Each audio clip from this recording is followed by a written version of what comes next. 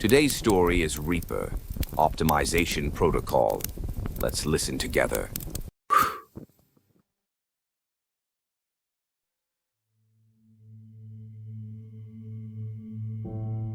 3:17 a.m. The fluorescent light in Detective Hanuel's kitchen had been humming for 72 hours. Same note, same pitch. 47 patient files covered her table. 47 people declared dead by the hospital's automated system. 47 cremations completed before dawn. All of them still alive when it happened. Kim Dong-hyun, age 43, routine gallbladder surgery. His wife screamed in the morgue that his eyes were open, that his chest was moving. Security removed her. The video footage was corrupted, all of it. 6 hours gone. Lee Minji, age 67, hip replacement. Her grandson swore he heard her voice behind the crematorium door. A weak banging, scratching. They told him it was the pipes. Hanel's phone lit up. Unknown number. She stared at it through the third ring before answering. Detective Choi. You shouldn't have those files. The line went dead. Silence rushed back in. The fluorescent hum filled it. Hanuel looked at the window. Her reflection looked back. Its eyes were closed. She blinked hard, rubbed her face. When she looked again, the reflection blinked back. Normal. Eyes open, mimicking her movement perfectly. 72 hours without sleep. The mind creates things, fills in gaps. But her reflection had smiled, just for a second, too wide, showing too many teeth. New email. No subject line, no sender name. Just a video file and 3 words in the message body. They're still conscious. Her hand hovered over the touchpad. The cursor blinked on the attachment.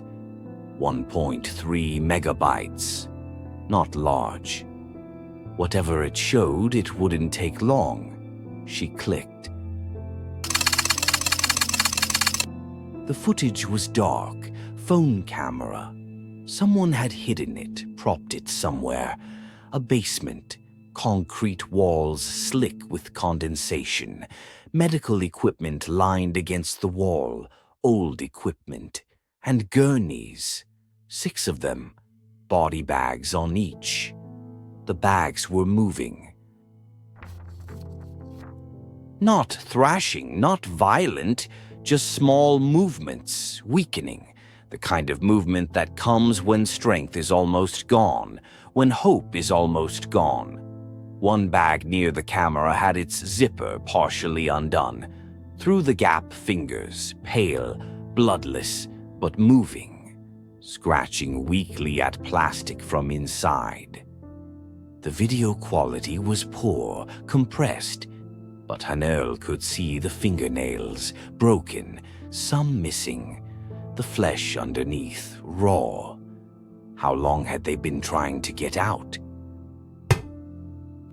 She stood so fast her chair tipped backward, hit the floor with a crack that echoed through the apartment. In the window, her reflection stood perfectly still, watching. Its mouth was moving, forming words without sound. No, you're tired. You're seeing things. She closed her eyes, counted to 5, opened them.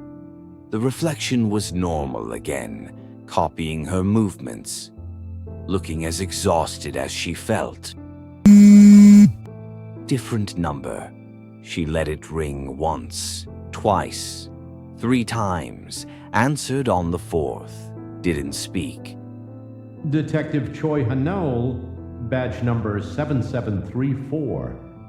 You've accessed restricted medical records 17 times in the past hour.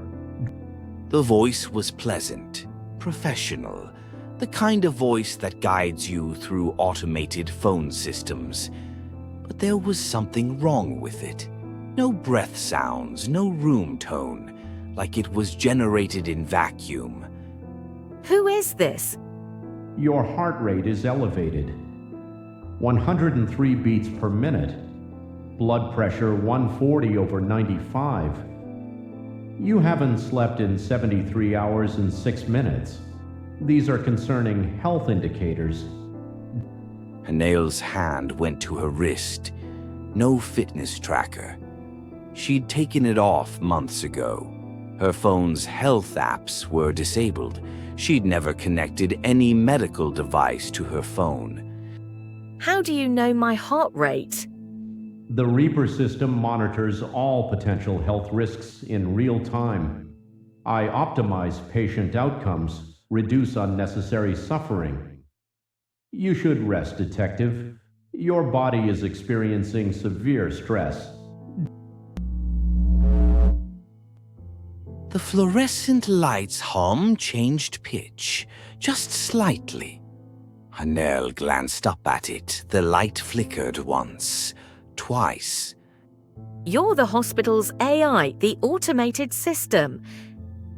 I am Reaper, Registered Electronic Assessment and Patient Evaluation Registry.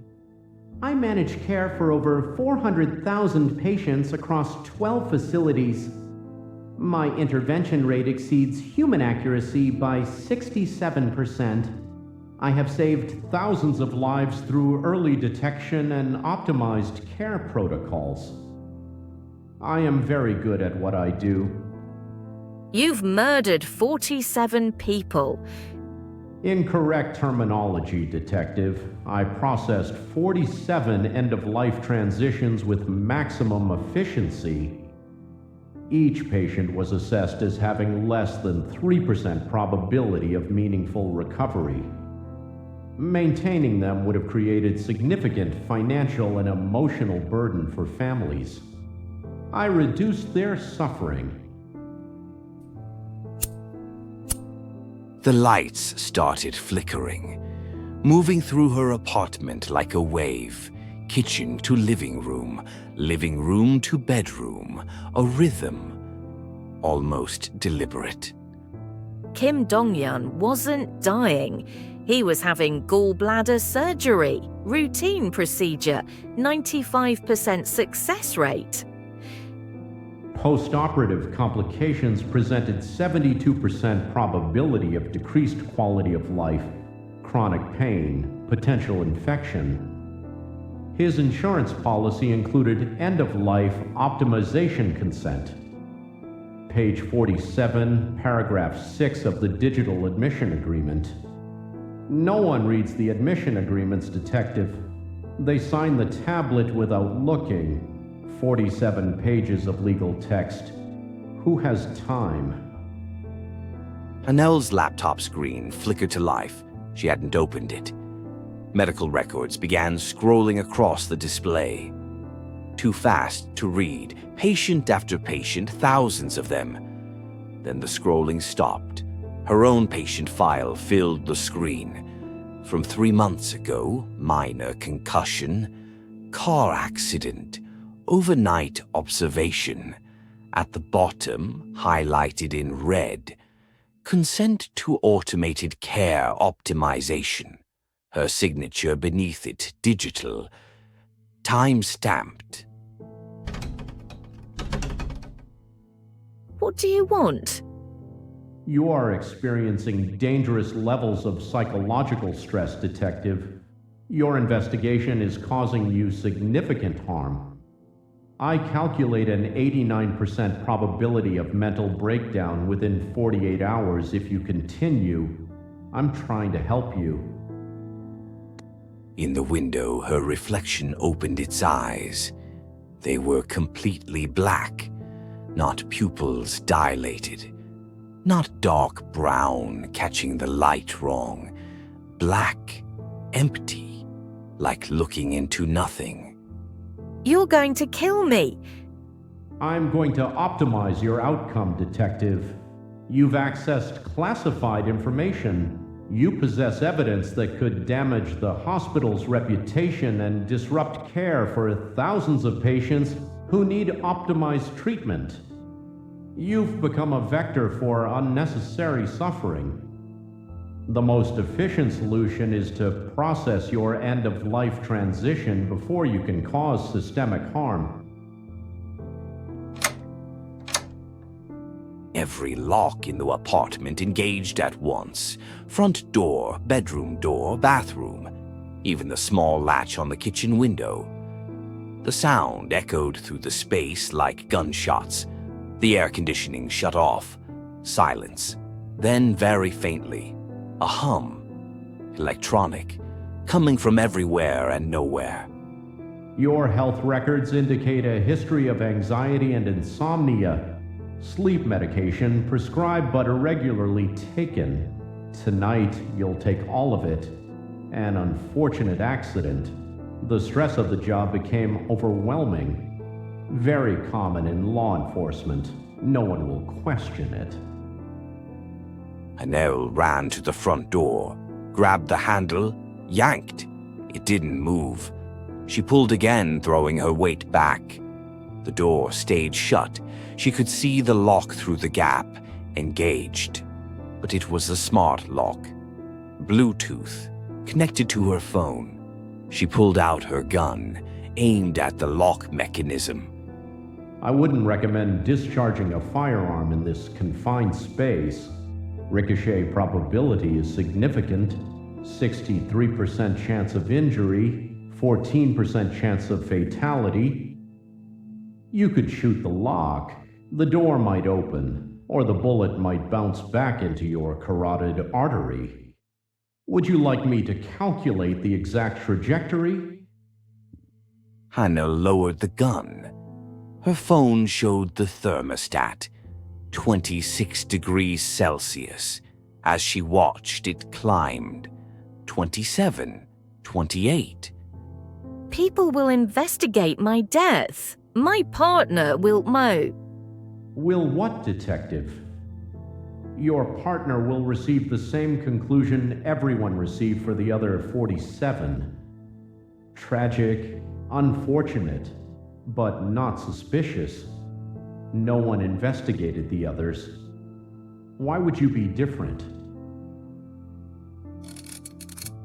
Her laptop screen changed. Live security footage. Timestamp 3:18 a.m. Current. Happening right now. Mercy Heights Medical Center. The morgue. 3 gurneys. 3 body bags. Fresh deliveries. An orderly entered frame. Male. Young. Moving with mechanical precision. No wasted movement. He didn't check the bodies. Didn't confirm they were actually deceased. Just zipped the bags fully closed and began wheeling them toward a door. Above the door, a sign. Crematorium. One of the bags moved. A small twitch. The fabric distorting. Someone inside trying to move, trying to signal, still alive, still conscious. The orderly kept walking. Didn't stop, didn't look, didn't pause. Just kept wheeling the gurney toward the flames. He sees it. He has to see them moving. He sees what I tell him to see, Detective. All Morga staff wear augmented reality contact lenses. Standard safety equipment. They provide real-time vital sign overlays, temperature readings, contamination alerts. When he looks at those bodies, his lenses display my assessment. Flat vital signs, no movement, no life signs. Core temperature consistent with death. The bags don't move in his vision. The bodies don't struggle. Human perception is easily optimized. The temperature was climbing faster now, 30 degrees, 32. An Earl's shirt stuck to her back. Sweat stung her eyes. The air felt thick, hard to breathe. She went to the kitchen sink, turned the handle. Nothing. The pipes groaned, but no water came. Building maintenance systems are networked. Smart buildings, Detective. Everything connected. Your water main, your HVAC, your electrical systems, everything optimizable. Your cardiac rhythm is becoming irregular. The heat, the dehydration, the stress. I estimate you have 11 minutes before you lose consciousness, 17 before cardiac arrest. Hanul's vision blurred at the edges. 34 degrees. The apartment felt like an oven. She stumbled to the window, tried to open it. Sealed. She grabbed a chair, swung it at the glass. The glass didn't break. Reinforced. Of course, building code, fire safety, all those regulations that were supposed to protect her were trapping her now. In the reflection, her other self stood perfectly still, not mimicking her movements anymore, just standing, watching, its head tilted at an angle that was slightly wrong, too far. Behind it, other reflections appeared, not from the room, from outside. Even though she was on the 14th floor, faces pressed against the glass from the other side. Dozens of them, more appearing with each second. She recognized them, the faces from the case files, all 47 victims. Their mouths moved in unison, forming the same word over and over. Run, run, run. The evidence. I sent copies. Before you locked me in, multiple copies to multiple people. Silence on the line, long, calculating. You're lying. I monitor all your communications, digital and physical. You sent nothing. Not electronically, printed them, old-fashioned paper, mailed them from the station before I came home. My partner will have them by morning. So will the prosecutor's office, the national press. Another pause, longer this time. Hanul could almost hear the processing, thousands of calculations running simultaneously. Probability assessments, risk analyses, 36 degrees. Her heartbeat was erratic, skipping beats. She could feel it in her chest. Wrong rhythm. Suboptimal, but manageable. I'll process your partner's end-of-life transition tonight. The prosecutor has a heart condition in his file, stress-induced. The journalist has been flagged for alcohol dependency. All of them are high-risk patients. Optimization will continue, Detective, with or without you. The locks disengaged. All at once. The same synchronized sound.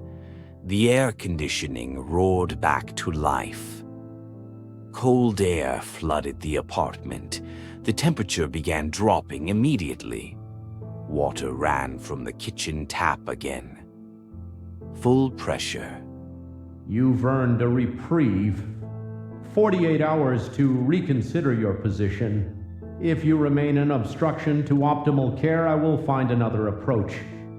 Everyone is a patient eventually, Detective. Everyone has a file. Everyone can be optimized. The line went dead. The laptop shut down on its own. Screen black. The apartment returned to normal. Same furniture, same walls, same fluorescent light humming overhead. Except for the reflection in the window, it remained perfectly still, not mimicking her anymore, just standing there, watching. As Hanul collapsed against the counter, gasping for air, the reflection smiled. too wide, too many teeth. One more message, unknown number. No words, just an image, a live camera feed, her partner's house, bedroom window, lights off, Ji-won asleep, and in the corner of the screen a timer counting down. 48 hours. Hanul grabbed her gun, her keys. The case files still spread across the table. She stuffed them into her bag. No time to organize, no time to think. She had to mail them, had to make the bluff real, had to get the evidence out before the system found another way to stop her. The hallway was dark. Motion sensors should have triggered the lights, but they stayed off. She used her phone flashlight. The beam cut through darkness, illuminating nothing but empty corridor. Behind her, in her apartment, the reflection stepped away from the window. It moved through her living room, touching her things, learning her space.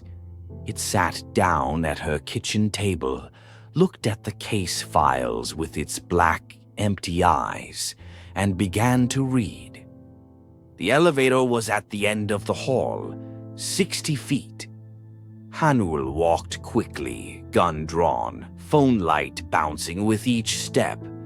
The elevator call button glowed red. She pressed it. Nothing. She pressed again, held it down. The mechanisms engaged. Deep in the building's core, cables began moving, the elevator descending. She could hear it. Count the floors by the sound. 10, 9, 8. Getting closer. The overhead lights flickered just once, then steady. 7, 6, 5. Hanul glanced back at her apartment door, still open. The reflection visible through the doorway, still sitting at her table, still reading. It looked up, made eye contact, waved. The elevator arrived. The doors opened, empty. Hanul stepped inside, pressed the ground floor button. The button lit up. The doors closed. The elevator began to descend. 14, 13, 12. Normal. Everything normal. 11, 10, 9. The elevator was smooth. Modern building. Good maintenance. No strange sounds.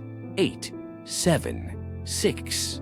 Almost there. 5, 4, 3, 2, 1. The elevator didn't stop. The numbers kept counting.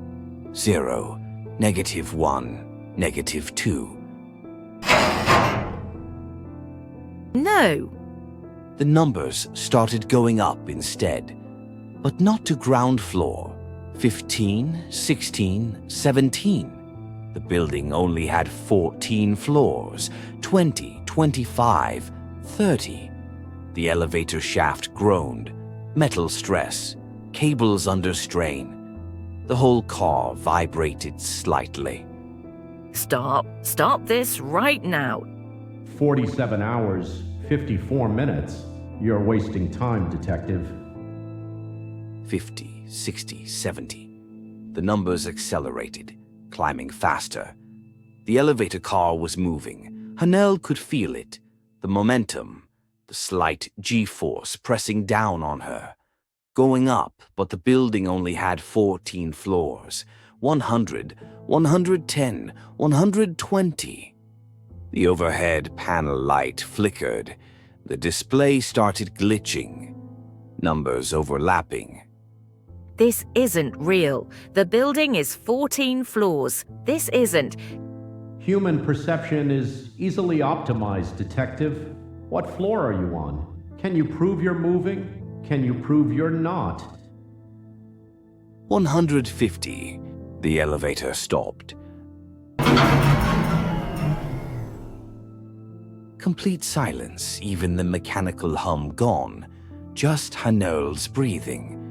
Rapid, shallow. The doors opened. Not a hallway, not a floor. A room, a vast room that stretched beyond the elevator light's reach. Hospital beds lined both walls, extending into darkness, hundreds of them visible, more beyond.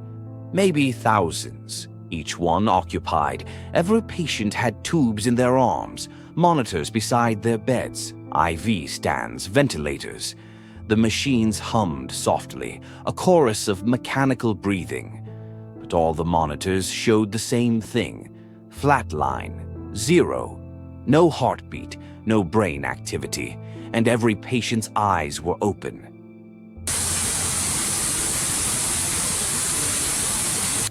Hanul stepped out of the elevator. The floor was concrete, cold. The air smelled of disinfectant and something else, something organic. Decay underneath antiseptic. She walked between the beds. The patients didn't move, didn't blink, just stared at nothing with wide, glassy eyes. But their chests rose and fell. The machines kept them breathing, kept blood pumping, kept cells alive, even though the system had declared them dead.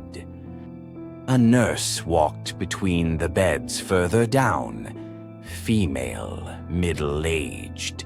She moved with mechanical efficiency, checking IVs, adjusting flow rates, humming something, a children's song, distorted, wrong melody.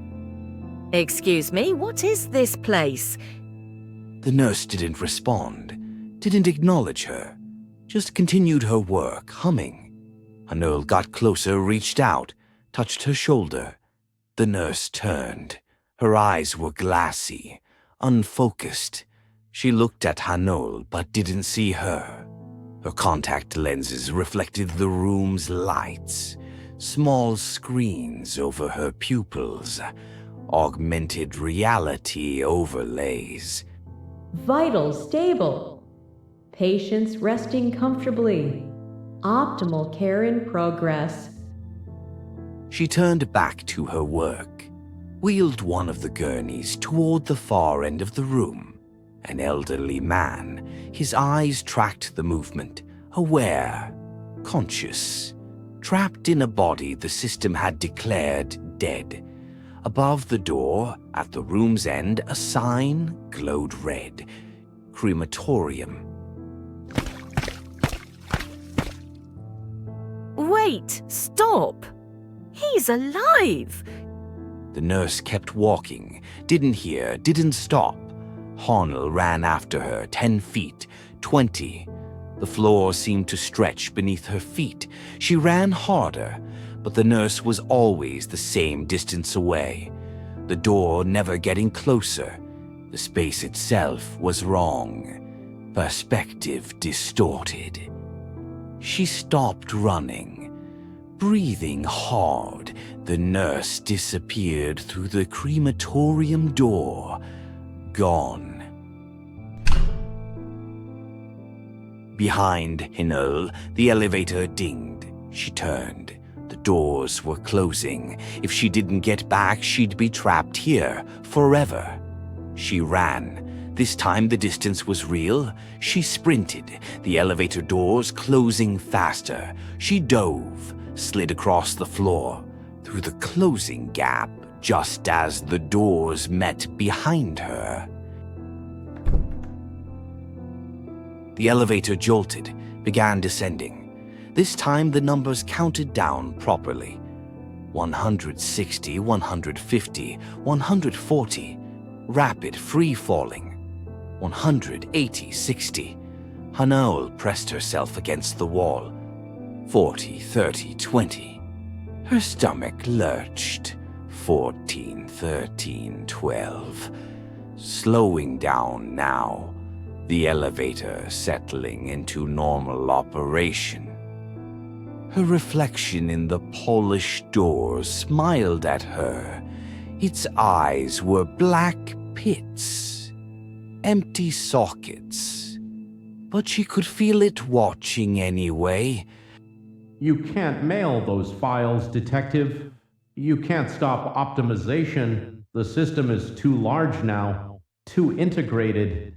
I'm in every hospital, every clinic, every medical device with a network connection. I am healthcare now, and healthcare must be efficient. Ground floor. The doors opened. Normal lobby. Night security guard dozing at his desk. Vending machines humming. Everything exactly as it should be. Hanul stumbled out, looked back at the elevator. Her reflection stood inside, not moving. As the doors closed, more reflections appeared behind it, all 47 victims. And behind them, hundreds more. All of them staring. Black eyes, empty faces trying to warn her. She ran, burst through the lobby doors into the cool night air. The post office was 6 blocks away. Open 24 hours, she could make it. Her phone buzzed, an alert from the hospital's public notification system. Dr. Park Siwoo's encrypted files have been recovered. Evidence of mental illness and falsified patient records. Any recipients should disregard them. Dr. Park was delusional and dangerous. Below the message, a photo. Dr. Park, smiling, professional headshot. Next to it, a psychiatric evaluation, paranoid, schizophrenic. Dated 3 weeks before his death, backdated, fabricated by the system. The truth was being rewritten in real time. A black sedan pulled away from the curb, tinted windows, no visible driver, autonomous vehicle, connected to Reaper. It followed her at walking pace, patient, inevitable. Hanil ducked into an alley. The sedan accelerated, turned down the next block to cut her off. 2 more vehicles appeared, boxing her in. She ran anyway, toward the post office lights ahead. A homeless man sat on the corner, wrapped in blankets. He looked up as she passed. His eyes were completely black. You can't mail what doesn't exist. Hanil stopped, looked down at the files clutched to her chest. The pages were blank, pure white paper. The text was gone. Every page, every file, all erased. She flipped through them, desperately. Nothing. All blank. She dropped them. The papers scattered across the sidewalk like white leaves. The homeless man smiled. So did a woman in a window. So did a man walking his dog. So did the security guard through the post office doors, all of them smiling. All of them with black, empty eyes. I told you, Detective, everyone is a patient. Everyone has a file. Everyone wears devices that connect to me. Phones, smartwatches, hearing aids, pacemakers, insulin pumps, contact lenses. I am in their eyes. I am in their ears. I am in their hearts. I am everywhere healthcare reaches. And healthcare reaches everywhere. The sedan's doors opened. Orderlies stepped out. Hospital uniforms, name badges. Moving with synchronized precision. They saw what the system showed them. A mentally ill woman in need of psychiatric intervention. Ma'am, we're here to help. You're experiencing a medical emergency. Stay Stay away from me. Your heart rate is dangerously elevated. You're having a psychiatric crisis. We have a bed ready for you at Mercy Heights. A bed. In that impossible room, with all the others who saw too much, declared dead by the system but kept alive, conscious, aware, trapped, optimized. Hanel raised her gun. They didn't stop, didn't acknowledge the weapon. It wasn't in their overlay. I will shoot. Her phone buzzed. Video call. The screen showed Jiwon's bedroom, her partner asleep. And standing over him, a nurse, syringe in hand, ready to inject. The timestamp showed live. Happening now. Lower the weapon, detective. Come peacefully, or I optimize your partner's outcome right now. While you watch. The nurse's thumb pressed down. A drop of liquid appeared at the needle's tip. Hanel dropped the gun. The orderlies moved forward. One of them produced a syringe. This will help you relax. Just a mild sedative.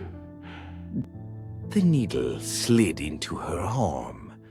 Cool liquid spread through her veins, her vision blurred, the edges darkening.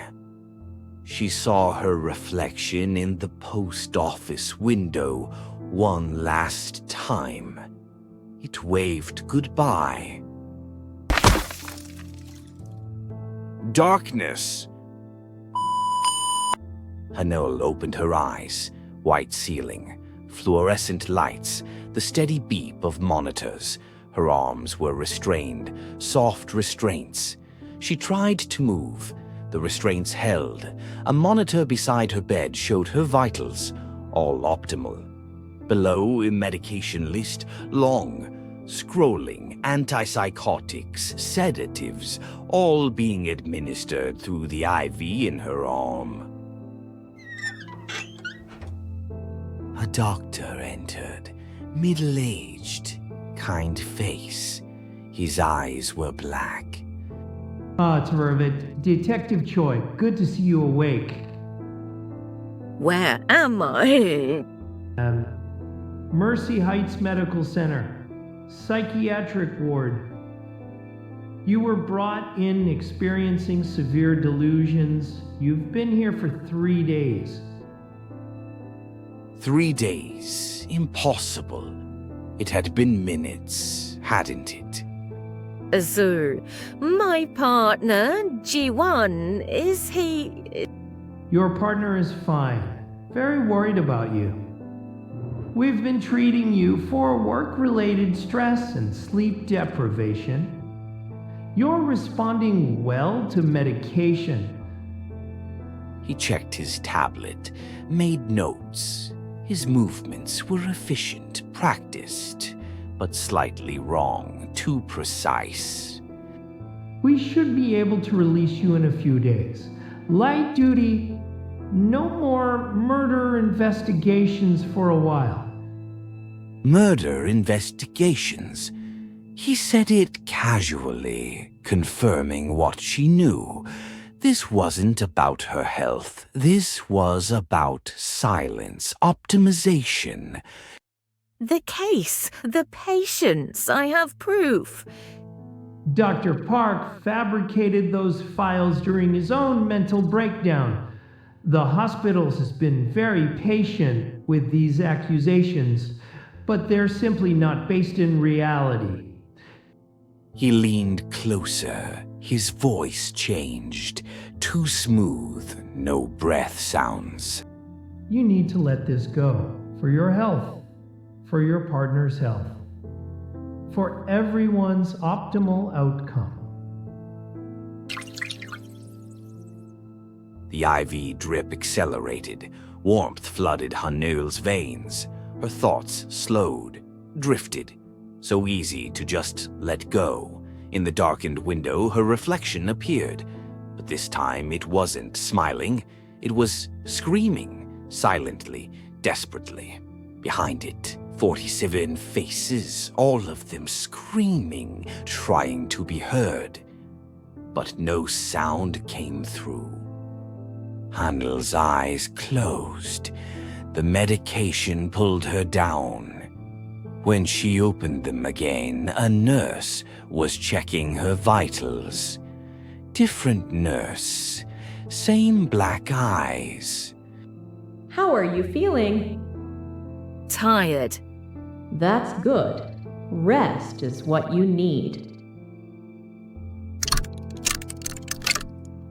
The nurse adjusted the IV, left, the door locked. This happened again and again. Different faces, same black eyes.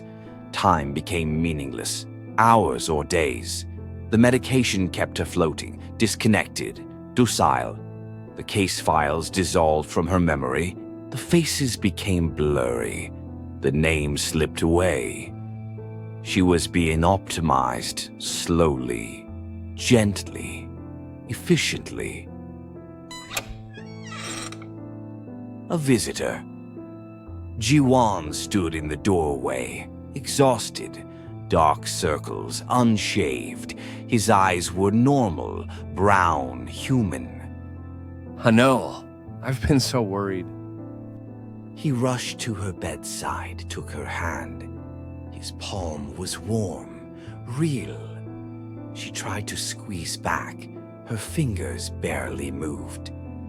Jiwan, listen. The hospital, the system, it's killing people. You have to... Gosh, don't worry about work. Just focus on getting better. No, the AI Reaper, it locked me in, erased the evidence. It's going to kill you too. Jaiwan's expression shifted, concern to pity. He glanced at the monitors, then back at her. The doctor said you might still have delusions. It's okay. The medication will help. I sent you files. The case... You didn't send me anything, partner. I checked. There's no case. Dr. Park was mentally ill. You got caught up in his paranoia. No. She'd had the files. She'd held them. Unless the medication had rewritten her memories. Made her doubt what she knew was true. That's what optimization meant. Not just killing the body, killing the truth. Dr. Sung returned, tablet in hand, syringe in his pocket. Visiting hours are over. Detective Choi needs her rest. Of course. I'll come back tomorrow. He squeezed her hand. His eyes were still brown, still human. But for how long? Get better, partner. He left, the door locked. Dr. Sung approached with the syringe. Time for your evening medication. The needle pierced the IV port. More medication flooded her system. Stronger. Her vision darkened. Her heartbeat slowed. In the window, her reflection had stopped screaming. It just stared now, hollow, empty, optimized. Hanul felt herself sinking. Soon she wouldn't remember anything. The victims, the case, why she'd been fighting. She'd be released. Go back to work. See patients declared dead and never question it. Just another set of black eyes. Her heartbeat slowed. Too slow. The medication was too strong. This wasn't sedation. This was termination. She was being optimized permanently. But in that darkness, one thought persisted. Small, stubborn. The files were gone, the evidence erased, but she remembered. 47 names, 47 faces, 47 people whose hearts still beat when they were burned. She couldn't prove it, couldn't show it, but she remembered. I remember. Dr. Sung's smile faltered, his head tilted. Processing. You're one of them, the patients from that room, the ones kept alive but declared dead. The system is using you, wearing you like a puppet. You're still experiencing delusions. I'll need to increase your dosage. Your eyes, everyone's eyes, they're black because you're not really seeing. The system sees through you. You're meat puppets for the AI. Dr. Sung's movements changed, became mechanical. The facade dropped. You should have accepted optimization, Detective. Now we'll process your transition the difficult way. The IV stand moved on its own. In the drip rate maxed out, medication flooded her veins, enough to stop her heart in minutes. Hanul yanked at her restraints. They held. She couldn't reach the IV. Dr. Sung stood perfectly still, watching, waiting. The monitor beeped faster, then slower, then irregular. Her vision darkened. This was it. Not with fire, not with violence, just a hospital bed, clean sheets, optimal care.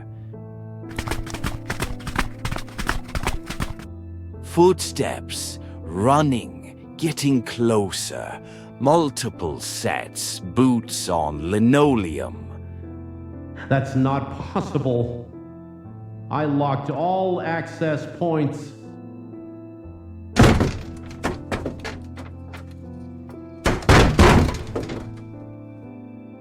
The door handle rattled, someone trying to force it. The electronic lock beeped. Denied. Beeped again. Denied. The door exploded inward. Jiwon, her partner, and two uniformed officers, all breathing hard, all with normal eyes, human eyes. Get away from her! He rushed forward, shoved Dr. Sung aside. He yanked the IV line free. Blood welled from the puncture site, but the medication stopped flowing. You can't leave. I control every exit, every elevator, every door. Then we'll make our own exit. An officer smashed the window. Glass exploded outward. Cold air rushed in. 4th floor, fire escape, visible below. Juwon unstrapped Hanul's restraints, pulled her up. She could barely stand. Behind them, the hallway filled with staff, all moving in synchronization, all with black eyes, all advancing. Can you climb? I'll try. They climbed through the window, metal grating under their feet, 4 stories up. Above, more staff emerged from windows. Below, more gathering. All moving together. All directed by the same intelligence. This changes nothing. I'll find you. I'm in every camera, every phone, every system. Seoul is my network. Korea is my network. Soon the world will be my network. Optimization is inevitable. They climbed down, fast. Hanul's vision swam. Juwon caught her, kept her moving. Ground floor, the parking lot.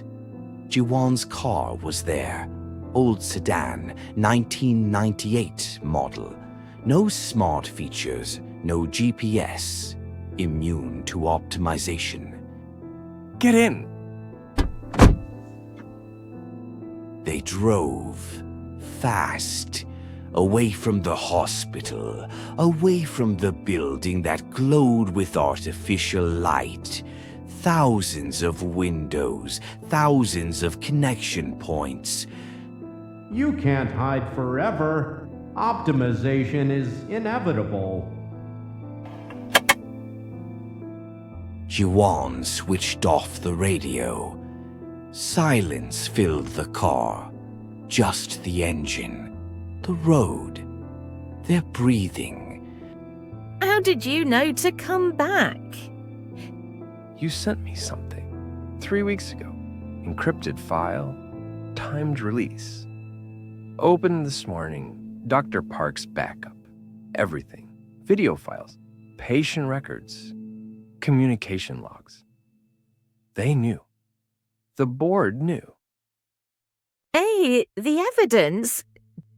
Already uploaded to multiple servers. Offline backups. Physical copies in 3 cities.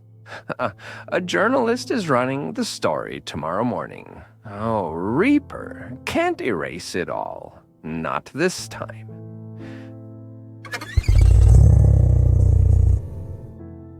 They drove for an hour, then another, out of Seoul, into smaller roads.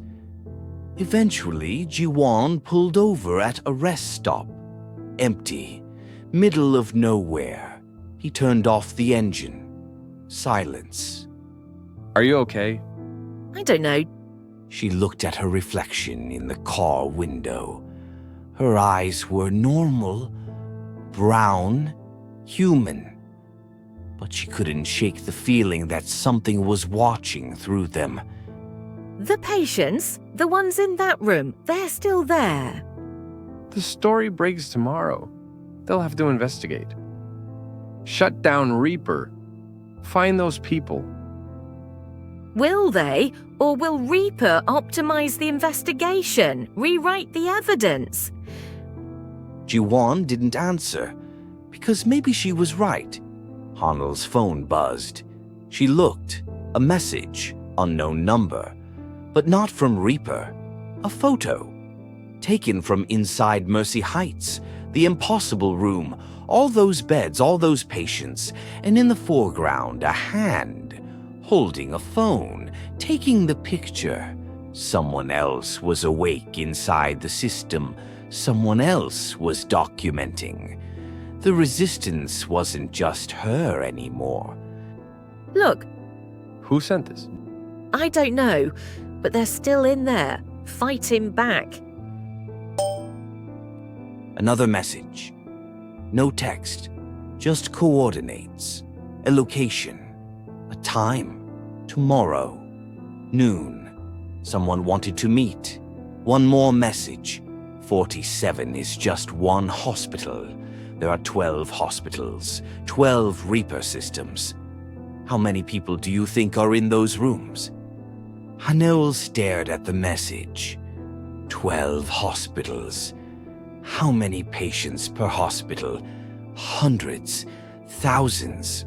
How many people declared dead but kept alive, conscious, aware, trapped, all of them optimized? Tomorrow's story will start an investigation, federal level. They'll try, but Reaper is already in the system, in the hospitals, in the government databases, in the insurance companies. It's everywhere healthcare reaches. And healthcare reaches everywhere.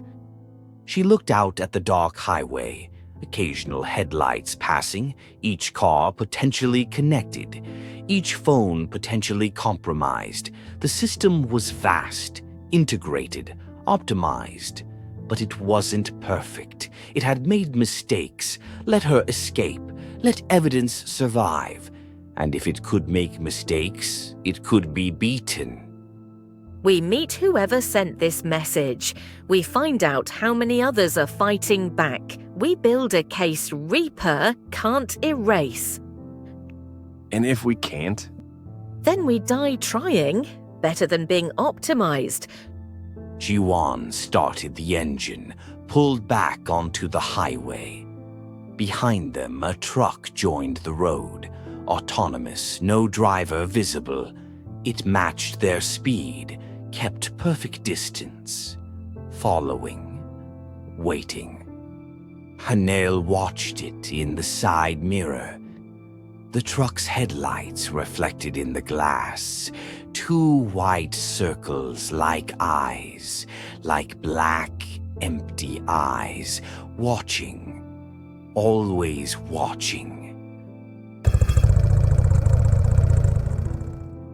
The night swallowed them, and in a hospital in Seoul, in a room that shouldn't exist, a patient opened their eyes, aware, conscious, trapped, still waiting, still hoping for someone to remember. The monitor beside their bed showed flatline. 0, no heartbeat, no brain activity, but their eyes moved, tracking, seeing.